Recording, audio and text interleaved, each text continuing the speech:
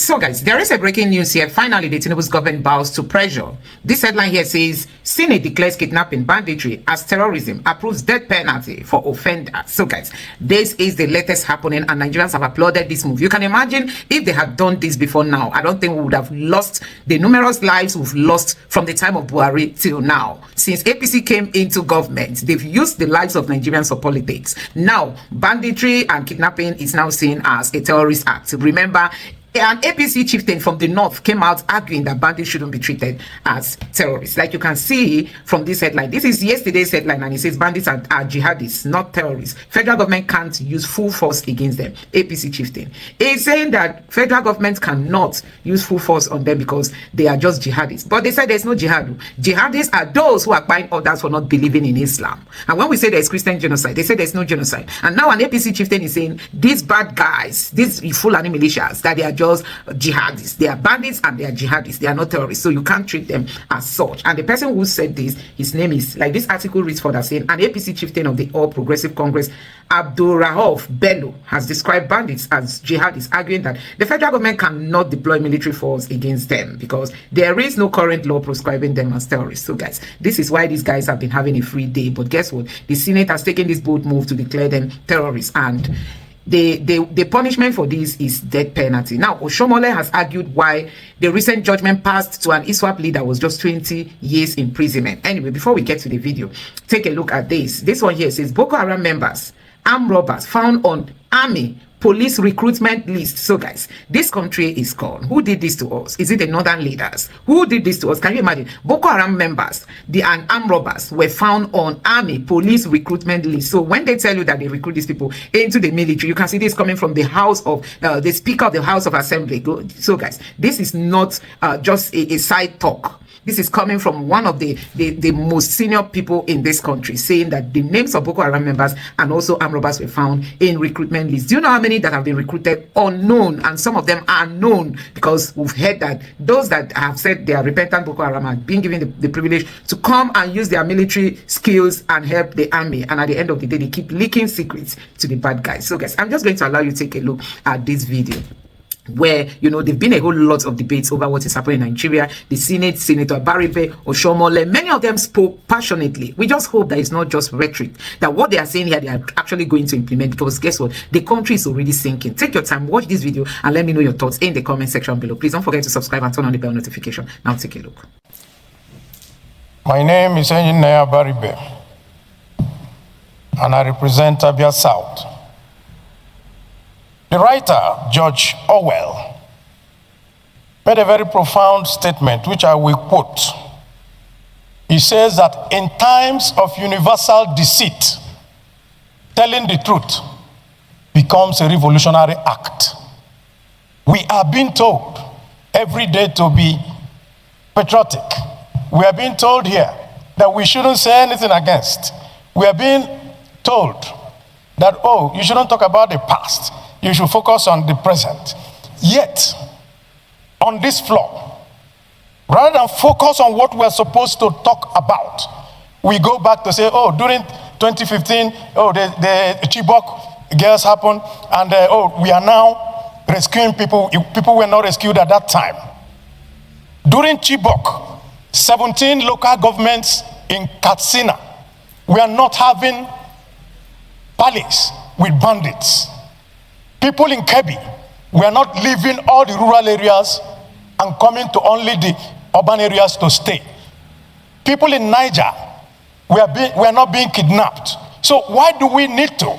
At any time we need to talk about the present issues of today. We go back to start to look for excuse for our failures of today. I only want to say, let us do the right thing. We're not blaming this government for what they are finding itself, but it is the government in power, and they should do the right thing. What are the right things? We take only one example. The governor of Kebbi said that somebody ordered troops out and people were kidnapped. Till today, nobody in Nigeria knows what happened, and no question has been asked. And we're sitting down here as a parliament, and we turn and we talk. Yet, somebody is responsible. If I'm the commander-in-chief, I will call the army commander in that place and the head of the army and say, if you don't get me the head of this person who withdrew the troops to put all these children in jeopardy, then you make an example of him. That is how a country is run. A country is not run on pacification. A country is run on confronting issues. I rest my case. You should try and put off your microphone. I want to associate myself with the submission of Senator Abaribe. When distinguished Senator Ashiru brought this issue up, just that he tried to do a comprehensive work of going through all the insecurity situations in the last few weeks. But there are certain salient points that we ought to bring out for the attention of the Senate. For instance, whether it is true, the social media reports that the Brigadier General Oba that was murdered because he revealed his location via WhatsApp and even told them how he should be rescued. And it is said that there was complicity and that somebody within the security agencies sent the location to the bandits. And the bandits went there and captured him. It's not easy for a general of that nature to be captured and killed in a war situation. The country loses a lot. And then in the case of, is it St. Mary's or so, in Kebbi State or what, the school? I'm talking about the one that the soldiers withdrew. Where? In Kebbi Matters. So, distinguished colleagues, there is a story. The governor was crying out that they had credible intelligence that the school was being targeted by bandits. They even gave notice that they were on the way. And so soldiers and security services went to the school. I've seen pictures, brought out the children and taught them how to defend themselves. And I've seen those pictures. That the moment those bandits arrive, what you do is, as soon as you notice that we have come, you go down on the floor so that you will not get caught up by the crossfire. They brought out the children to the football field. I have pictures. And the children were taught different skills of how to escape the situation. So they went to sleep. By 4 a.m., the soldiers withdrew. By 4:30, 30 minutes after, the bandits entered and operated unfettered. I think that's what Senator Abaribe is trying to say. You have more explanation? Okay. Okay. Go ahead. Dixon, Bayelsa West, and I rise to make a brief contribution to this discussion on a very serious issue. Yesterday, you recall, Mr. President, that out of concern, I raised this issue with you, and you said this motion was being considered. So I'm happy that the deputy leader has brought this. But let me observe, just as the way Senator Abaribe also touched on that briefly. Please, this is one of the most trying periods that our country is facing. Even in battle times, in war times, it's not easy to lose a brigadier general. It's not easy to lose a brigadier general. Even in battle times, it's not easy to see this mass of communities being displaced, harassed, taken hostage, and people killed in several parts of our country. Our democracy, right before our eyes, is being rubbished. Our country, right before our eyes, is losing prestige and respect, and is endangered by the day. So this is a very serious motion. And I want to briefly object to the way and manner some of the comments from the other side have been on this very serious issue. This is the Senate of the Federal Republic. Sorry, no, I'm coming. Let me make my views, please. You land, but which other side? There's only No. There's only one side. The mover of the motion. I'm coming. Before I say, please. The mover of the motion talks about. This one, Senator Dixon.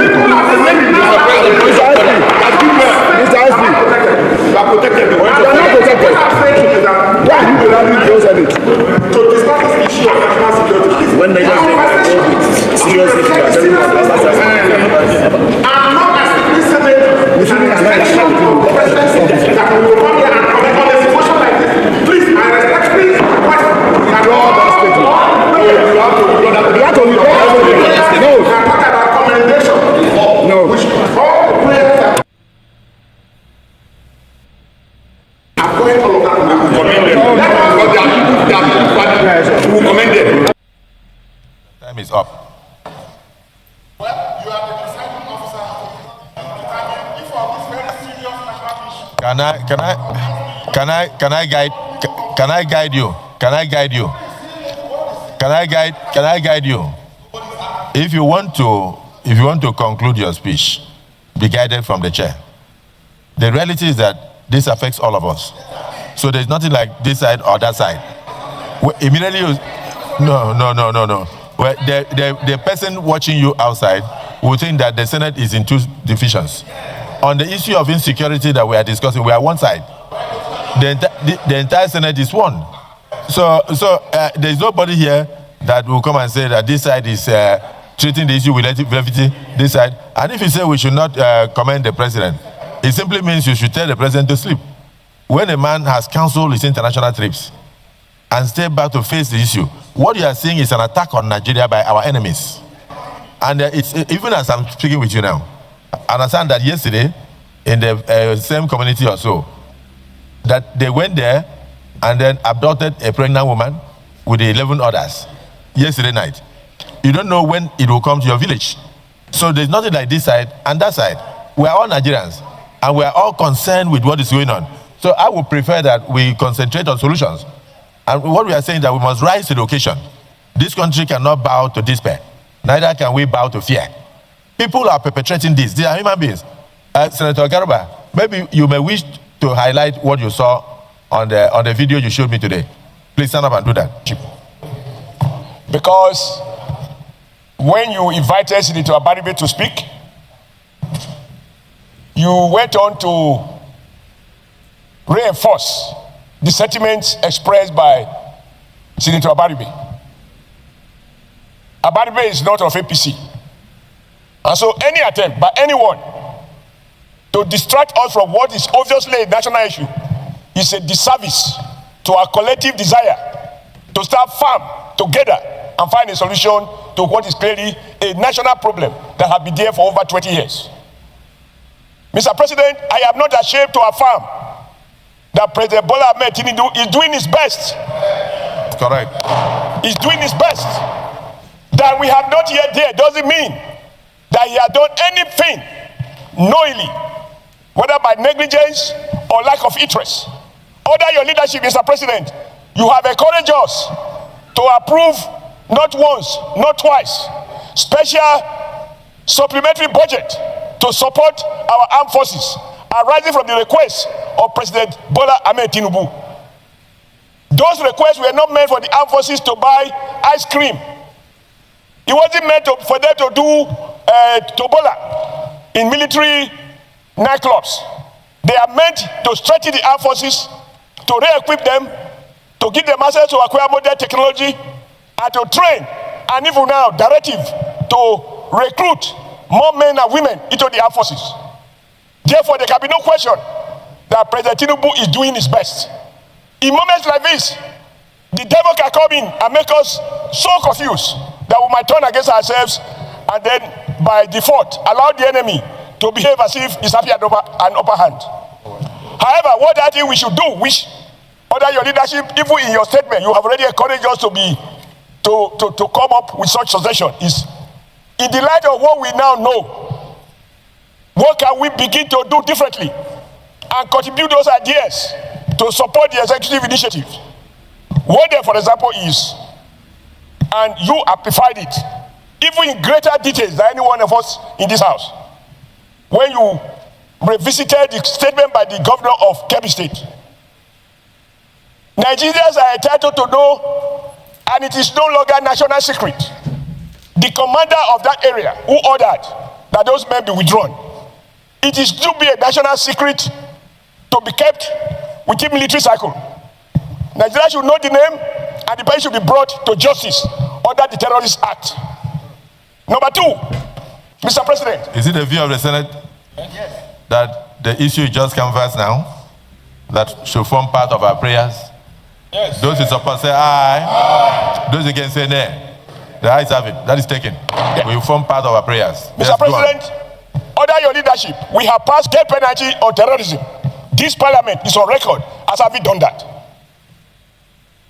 Mr. President, I am troubled when, after all the efforts that security agencies and the prosecuting authorities have to invest to secure conviction, because unfortunately the state cannot behave like a mob. So you have to prosecute, follow due process. I am troubled by the conflicting judgment by various high court judges, where the law says act of terrorism, if convicted, shall attract death penalty. No judge has a right to pronounce less than that. It is only when you have implemented the law, interpret the law, not the sentiment of a judge, the will of the people as conveyed in a law, then the president can decide if there are reasons for him to do so, whether to commute or to reduce. How can an offense that carry death penalty, a judge reduce it to 20 years in prison? That is not acceptable. He has violated the laws passed by the parliament. Number three, sir, and this will be the last. Has that happened in Nigeria already? It has.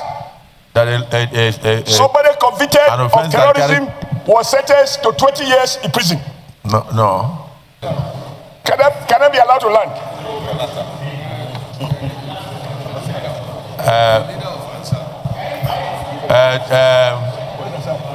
This Senator. You have Mr. President, that is the leader of Assad. They have a group. You have 30 seconds. A terrorist group called Assad. You have 30 seconds to land, but please be guided. Okay. Let's concentrate on the issue in discussion. I will be guided. These are our people. For example, somebody allegedly kills someone who came to attack him on his farm. And because he killed in self-defense, the man was sentenced to death. But there is no evidence that those who have come to attack farmers and kill farmers, there is no evidence that they have been so convicted, sentenced to death. These are some of the issues we have to deal with so that nobody is given any excuse to misunderstand what is clearly a national challenge. I believe that President Tinubu inherited a situation that was already so complicated that no one of us, if we were to become president, can decree insecurity out of existence overnight. But we can begin to mobilize discernible action. We can begin to re-examine some of the discontent, but also call on the security chiefs. I am sure my colleagues here, you listen when the chief of defense staff said there is what they call war economy. That is to say, there are officers who may well be making money from this crisis. And that is why the issue of accountability, even on the part of the armed forces, is now a requirement that our relevant committees should be able to work on and ensure that we do not have sabotage in the army or those who don't want this crisis to end, such that, we keep appropriating money, people are getting richer, and more Nigerians are being wasted. But I conclude by saying, all of us must commend the president for what he has been doing. If you see his face on television, you know that the president is not sleeping. What we need is our collective wisdom to reinforce his own limited wisdom, because nobody has monopoly of wisdom, so that together we can find a holistic solution. This situation calls for national unity. It calls for collaboration. We must not talk as Christians or as Muslims. We must not talk as Northerners or Southerners, Easterners or Westerners. It's a national challenge, and we need a national solution. Thank you, Mr. President. Colleagues, I'm Senator Alindume from Borno South. Mr. President, I want to actually commend my colleagues for showing deep concern and extensively discussing this very, very important motion. Section 14.2 of the Constitution is very clear. The purpose of government is security and welfare of its citizens. This problem of insecurity has bedeviled this country for a very long time. This chamber, that is the Senate, should not be lamenting. As you said, should be looking for solution and making appropriate recommendation. Fortunately, this president is responsible in terms of the issues of insecurity, as exhibited by canceling his trip to G20 in order to attend to this very serious problem. I want to really add on what the former Senate President said, Senator Ahmed Lawan, on the way forward. I have been the chairman of Committee on Army in the 9th Senate. And during his leadership, we had, I think, 4 summits on this issue of security. Unfortunately, it didn't solve the problem that time. Recommendations were made and efforts were also made. Distinguished colleagues, let us use this opportunity to give the president or the leadership the necessary support in order to address this very serious problem of insecurity that is expanding to a level where government will sit down and negotiate with criminals or bandits or terrorists. The Nigerian Armed Forces and other security agencies are putting in their best. So, I'm really not comfortable with blaming them. Nigerian Army, for example, is operating in almost 32 states as it is now. They are overstretched. They don't have the number. The whole of the Nigerian Army, up to now, are not up to 300,000. I'm the one. 177. Okay, it is the police that. So, the Nigerian Army is less than 200,000. Nigerian police, less than 400,000. In fact, our security agencies all put together, including civil defense, DSS, whatever we have, it's not up to 1 million. In Egypt, the total population of Egypt is about 100 million. They have 1 million police. They have 500 active armed forces. 500,000. And they have 800,000 reserve. That is Egypt with 100 million. Okay. And distinguished colleagues, in every family in Egypt, if you have an adult that is up to 18 years or above, one of them must be in one of the security services. That is part of their rule. So, the solution is what I have been talking since I was the chairman of Army. There are 4 things that need to be done urgently on a short-term, medium-term, and long-term basis. Number 1 is training. Our armed forces and other security agencies are not well trained for the challenges that we are facing now. The Nigerian Army is trained to fight an enemy that is identifiable. But this time around, they are fighting an unknown enemy. That's why you hear they say unknown gunmen, because the gunman is not known. We have to train them adequately. Secondly, and this is also very, very important, is equipment for the armed forces.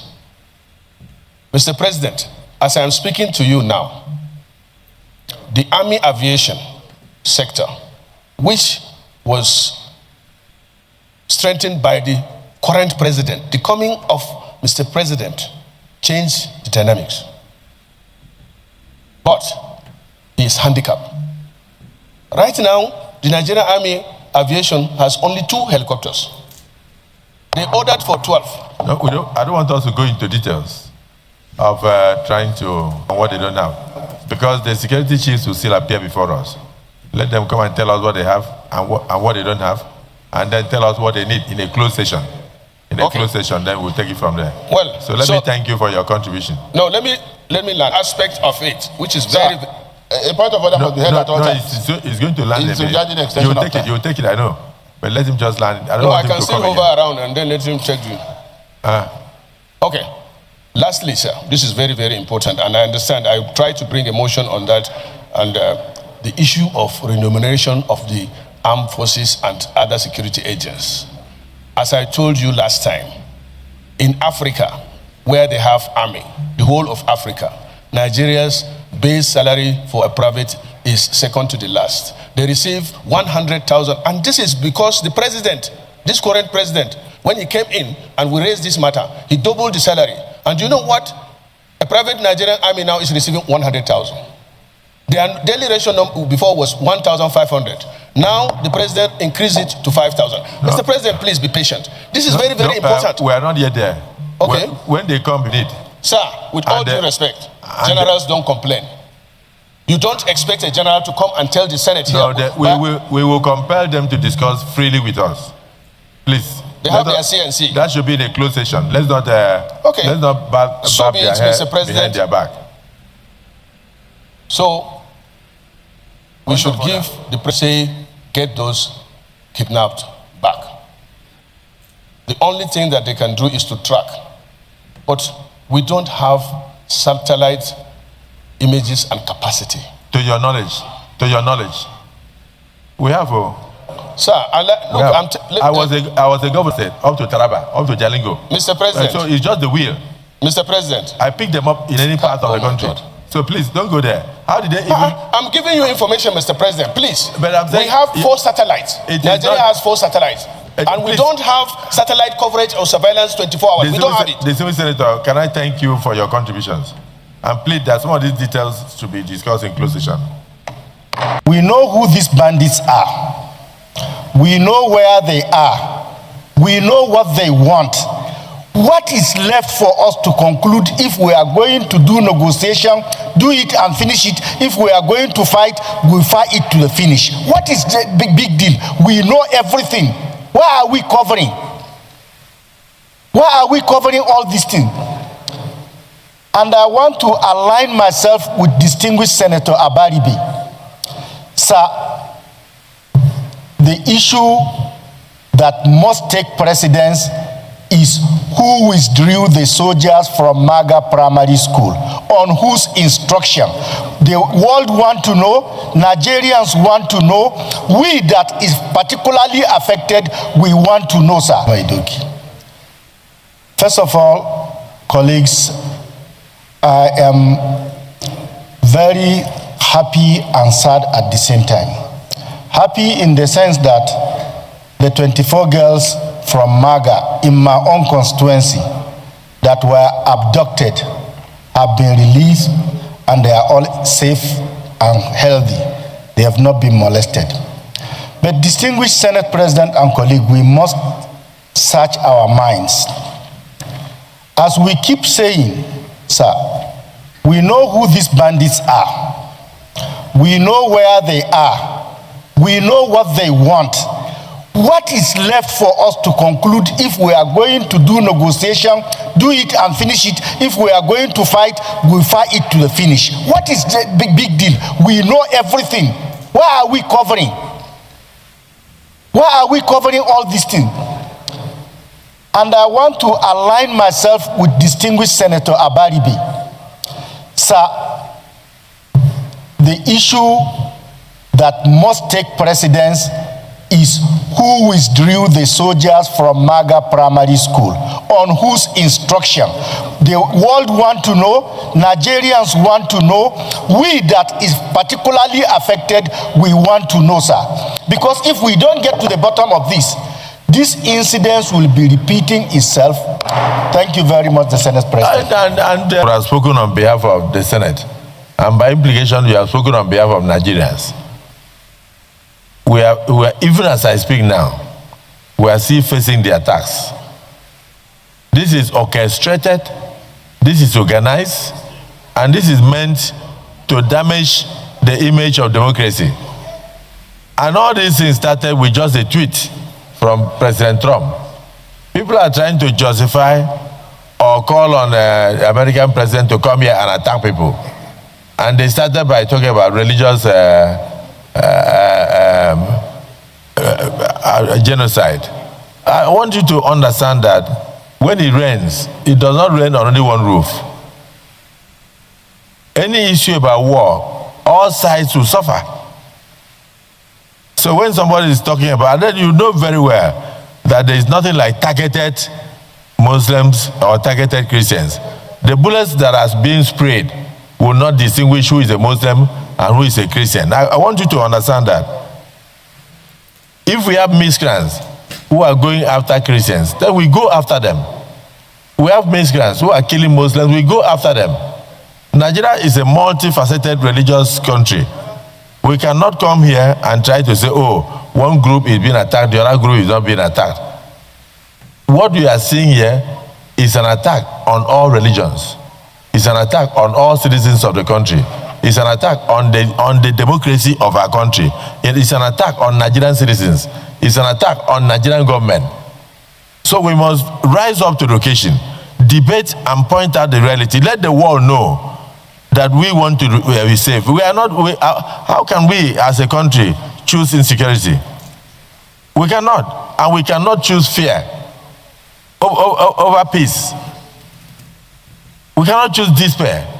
So when we are discussing, we must take a very strong exception to certain acts that have happened, whether it's from the security agencies or otherwise.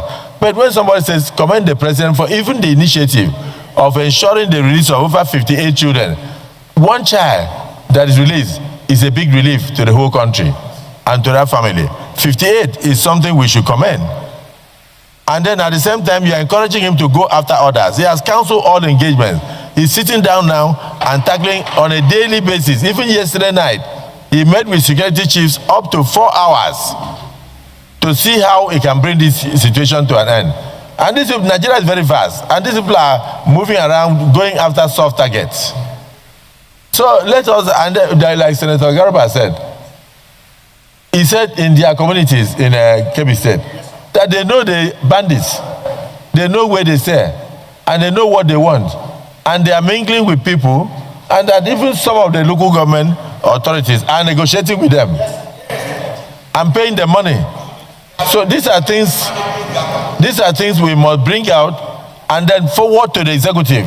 Let the executive also join us to find solution. Even the security agencies must also know that even the locals know these people, and they can work with the locals to fish these people out.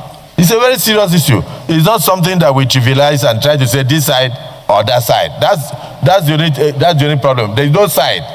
There's only one side on this issue of security. Only one side. Only one side. Senator Oshwole.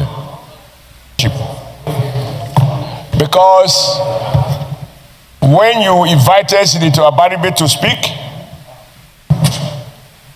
you went on to reinforce the sentiments expressed by Senator Abaribe. Abaribe is not of APC. And so any attempt by anyone to distract us from what is obviously a national issue is a disservice to our collective desire to stand firm together and find a solution to what is clearly a national problem that has been there for over 20 years. Mr. President, I am not ashamed to affirm that President Bola Ahmed Tinubu is doing his best. Correct. He's doing his best. That we have not yet there doesn't mean that he has done anything knowingly, whether by negligence or lack of interest. Under your leadership, Mr. President, you have encouraged us to approve not once, not twice, special supplementary budget to support our armed forces, arising from the request of President Bola Ahmed Tinubu. Those requests were not meant for the armed forces to buy ice cream. It wasn't meant for them to do tobola in military nightclubs. They are meant to strengthen the armed forces, to re-equip them, to give them access to acquire modern technology, and to train, and even now, directive to recruit more men and women into the armed forces. Therefore, there can be no question that President Tinubu is doing his best. In moments like this, the devil can come in and make us so confused that we might turn against ourselves and then, by default, allow the enemy to behave as if he's happy at an upper hand. However, what I think we should do, which under your leadership, even in your statement, you have already encouraged us to come up with such suggestion, is in the light of what we now know, what can we begin to do differently and contribute those ideas to support the executive initiatives? One there, for example, is, and you amplified it, even in greater details than any one of us in this house, when you revisited the statement by the governor of Kebbi State. Nigerians are entitled to know. Now, reacting to Shehu Sani, who has come out to say that the people causing this menace in Nigeria are northerners. You know, the headline here is the terrorists killing people in northern Nigeria are northerners and Muslims. The bandits attacking people in the region are Fulanis from the north. So it is for us to solve the problem. It is not for anyone else to solve it. So Shehu Sani is actually saying that the northerners should come together and solve the problem, not an outsider like, you know, like Trump opted to solve the problem. So, but it's really so sad that even up to today, Nigeria is still playing blame game. Tinubu appears not to know where the problem is coming from. They're just beating about the bush. How come it's even telling the Nigerian Air Force to go and scan the bushes? Yes, scanning the bushes is very good, but should that be the root causes? You start from the grassroots, get to know. You start from the Sultan, contact the Sultan. Openly do like a press meeting, tell the Sultan, tell the clerics under you to order these boys. These people are known, and then there are community heads. Let them start from those points. The people in their villages that are not known, that are in their bushes, who are they? What are they doing? From this now, then whatever NFA is doing or Nigerian Air Force is doing, NAF is doing on the air is an addition, because even if you scan and see them in the air, how many of them will you be able to kill? Some of them are hiding underground. You will not see them. Then in the night they will come out to cause their menace. So a whole lot of challenge when it comes to addressing this problem. So why Tinubu is asking the military to go and fight and die early, they should consider talking to the leaders in the north. These people have mosques. These people go to mosques. These people have some, like Sheikh Gumi there. The DSS is supposed to be drilling him, but they cannot touch Sheikh Gumi. That's to tell you how Nigeria is. They jail nnamdi, but they can't touch Sheikh Gumi, who has been going about saying kidnapping is a lesser evil. So guys, if it's nnamdi that made that statement now, they would have just even changed his life imprisonment to death sentence. So they told him that nnamdi incited terrorists, that he was supposed to be a death sentence. They are reducing it to a life imprisonment. And then the person who is the leader of ISWAP was handed over 20 years. And Oshomole was asking what's going on in Nigeria, that somebody who is actually a terrorist leader, who is actually going to face 20 years jail term, was released, was given to, and they say that 10 years, that 20 years is the period he has already spent behind bars is going to be counted. So maybe like the next 5 years, 10 years is out. Nigeria, I don't know, we have a lot of challenges when it comes to justice, honestly, in this country.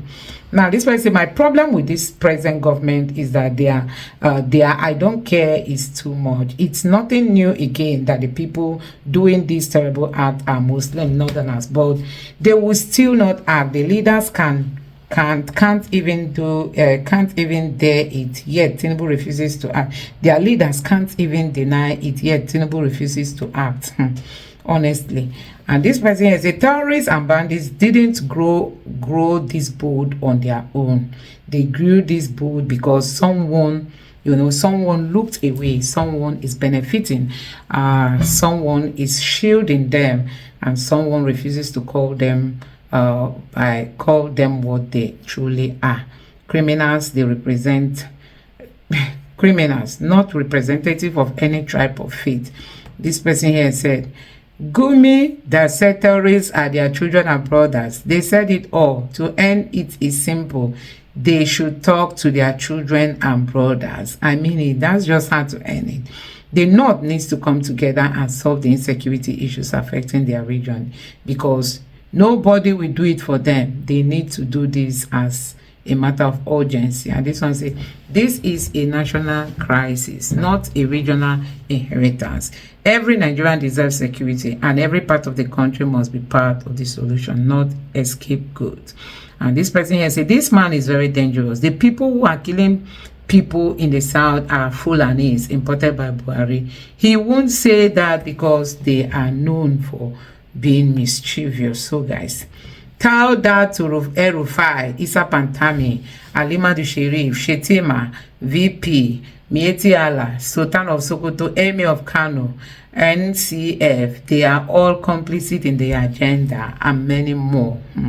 And this one here say he is spot on but wrong about the number. The terrorists and bandits operating in Nigeria exceed 5,000 by far. They are probably in their tens of thousands. Also, it is not entirely true that they are all from the northern Nigeria. Some have been said to be non-Nigerian Fulanis. And this one says the selfishness of few people that is causing the whole North chaos should be addressed by mentioning their names if you know them. But this my brother in their clique will not let them through. And this person, so what's their goal with this killing? What exactly do they aim to achieve? I have argued that they were foreigners, but it appears I was wrong. If they are from the North and known by the North, what's their objective? I think really this is what's their objective, what's their what do they want? This person here say his fathers are, this person, this is a twist of narrative. These Fulanis are not indigenous in the Nigerian state. He's trying to twist the narrative to claim Fulanis as citizens of Nigeria. A larger percentage are core of these terrorists were imported by Buhari and his cohort from Libya and Mali. And this person says Shehu Sani has become really stupid and senseless in recent times. How can a rational mind think and speak like this? So shameful. Terrorism is fought by everybody and with everything. By everybody and with everything. So the denial game won't solve the problem at hand. They are not Muslim. They are not Fulanis. They are not us. We are not them. ETC continues to take us further and further from the solution. Accepting there's a problem at your doorstep is the first step to solving such problem, honestly. To solving such problem, that is it. When you acknowledge your problem, it's easily solved. Unfortunately, our governors don't care. They are not doing anything with increased allocation to them. They only use our money to send their children abroad, buy houses abroad, and their children and wives. Now, only Tinubu then they mention. It is well, though, honestly, it's only Tinubu then know.